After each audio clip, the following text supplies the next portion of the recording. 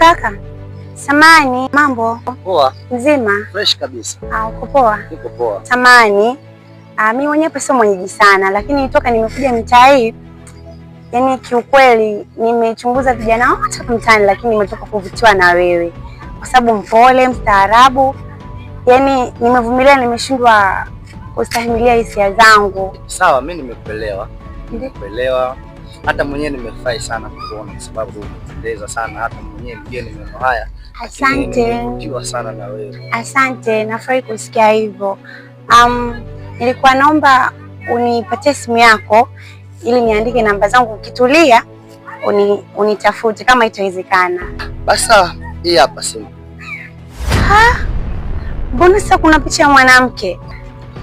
Okay, ni kweli. Huyu ni mke wangu na nampenda sana. Na kifupi tumefunga ndoa.